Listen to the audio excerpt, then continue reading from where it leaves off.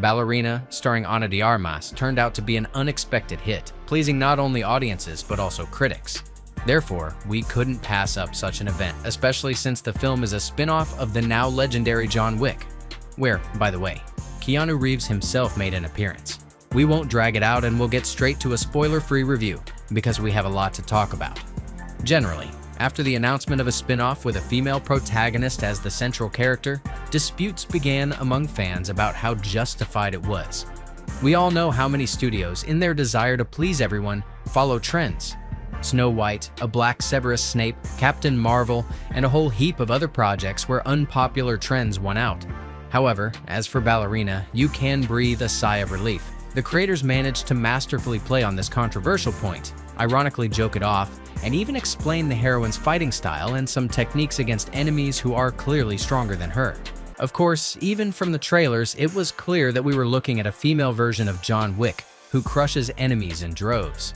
But at the same time, Eva doesn't feel like a superhero. She gets tired, gets injured, and at times gets lost, not knowing what to do in a given situation. This makes every skirmish seem plausible in terms of the character's feelings. Perhaps the main question that interests many is whether Ana de Armas was able to replace Keanu Reeves. The answer to this is not as straightforward as it might seem. It's a priori impossible to overshadow John Wick, who has become a legend even within the franchise. However, Eva has become a worthy successor. Ana de Armas is already being called the main action star at the moment. We can definitely confirm that this is the case. Like Keanu Reeves, she performed most of the stunts herself. The plasticity, the movements, the emotion she displays during a fight, all of this makes you watch and worry for her heroine with double the intensity. Eva is not a replacement for John Wick, but she brings a new experience that benefits the franchise. And if the creators have plans for a sequel, we are ready to watch her for several more installments. As for the action, this is the strongest and most stylish side of the film. John Wick, from the very first film, established itself as an old-school action movie, where instead of high-tech computer graphics, practical effects, stunt performers, and main characters who perform most of their own stunts are used. In this regard, Ballerina fully corresponds to the spirit of the original. The action in the film turned out to be bright, memorable, but most importantly, it's diverse. We won't be shown 2 hours of shootouts with various types of firearms. There are, of course, more than enough of them in the picture, but credit must be given to the directors because they managed not to overdo it. Eva constantly uses her surroundings and improvised means, especially when it comes to close combat. In addition, in several episodes, the writers deliberately deprived her of the ability to use a pistol or an assault rifle. In this way, they wanted to emphasize the heroine's ability to adapt to her environment, but in fact, it's a clever move to make the action more varied. As a result, we got a dozen scenes where the main heroine is literally on fire and fighting with completely unconventional weapons. In the trailers, the most memorable use was the flamethrower, especially when Eva faced it with a fire hydrant. In the film, this scene is also one of the most striking, but it is preceded by another battle with a flamethrower that literally came straight from some anime onto the screens.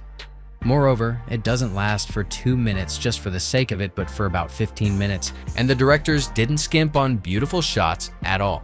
Everything sparkles, blazes, stunt performers are on fire. The characters are too, and the music fits so well that this scene is truly impressive. In terms of its effect, perhaps, it can be compared to the fourth John Wick, when the boogeyman used a shotgun with incendiary rounds. At a minimum, Ballerina is not inferior to it in tone, active use of fire, and atmosphere. In general, one can talk a lot about the action. It turned out to be inventive and non-repetitive. If the Baba Yaga used pencils and books as weapons, Eva used plates and skates. For this, credit must be given, because when it comes to fight scenes, Ballerina performs everything at a very high level, as if it has absorbed the best of John Wick's incarnations. The participation of the franchise's creator and director, Chad Stahelski, surely contributed to this. If you remember, during production, rumors spread that the spin-off underwent significant reshoots. Many even wrote the project off as a failure because it was supposedly so bad that they had to call in Keanu Reeves. However, it later turned out that the Baba Yaga was in the script from the beginning, and Stahelski only helped with the fight choreography for the final act. Now, we can say with confidence that this benefited the film. The The final third of the picture is almost entirely a 40-minute action sequence with short breaks for dialogue. You can feel the scale of the production, see the camera swoops and angles, and the scenes include dozens of stunt performers. Everything we love about the John Wick franchise is presented on a grand scale in Ballerina. Therefore, the reshoots were needed to stage and polish the action, not to remake the film from scratch. But in fairness, let's say that the spin-off turned out not quite as you'd expect. The John Wick films didn't spend much time on the plot and the character's origin story. We learned most of the facts about him as the story progressed, and the Rusk aroma only appeared in the third film. It turns out that the franchise began with the killing of a dog and revenge for it, like a snowball that engulfed the main character's world. By the way, Ballerina even manages to joke about this in one of the scenes, but the spin-off chooses a completely different path for character development. The film, in essence, is the story of Eva's formation from childhood. And what's most interesting, some viewers criticize it for this, while others, on the contrary, praise it. However, if you evaluate the project as a whole, the heroine's origin story benefits the film.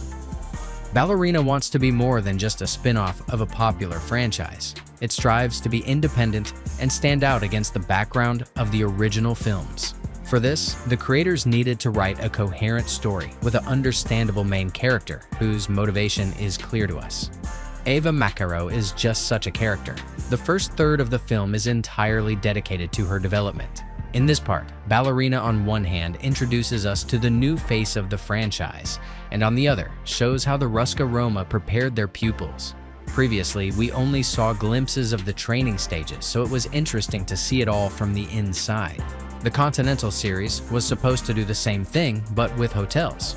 The creators were going to show us the inner workings and the lives of the inhabitants and staff. However, it turned out not very coherent, which is why many people skipped the series or quickly forgot about its existence. Ballerina, on the other hand, sets its accents firmly, and so that we don't get bored in the first 40 minutes of the film, it shows us a cameo by the Baba Yaga, a lively opening scene, and generously sprinkles in the franchise's mythology.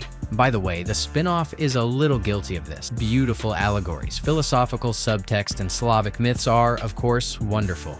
But at times, they overdid it a bit. This doesn't affect the overall perception in any way, so we won't focus on it too much.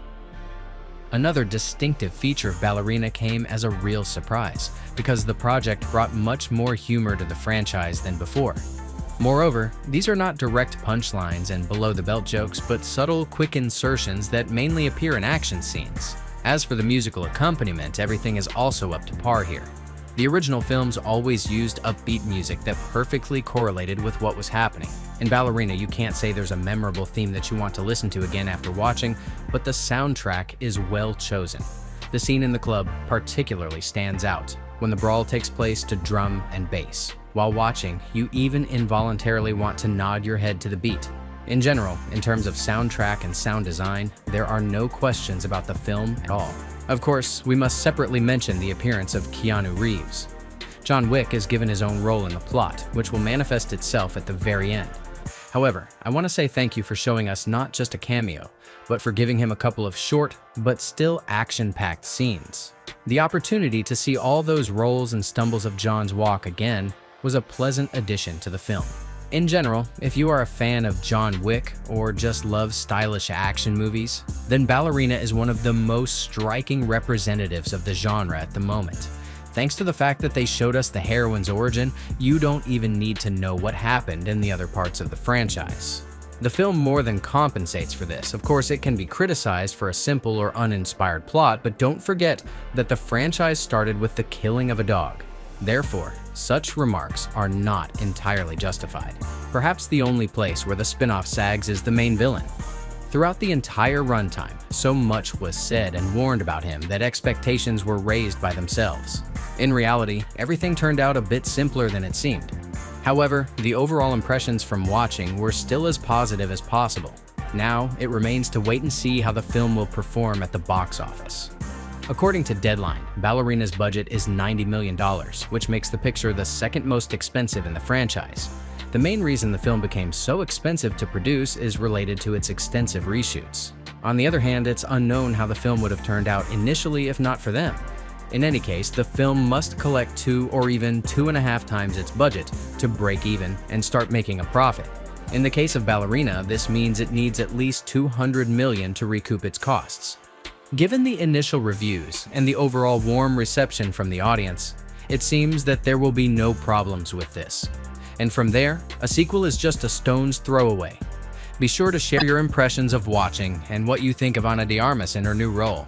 Well, that's all for today, friends. See you in new videos very soon.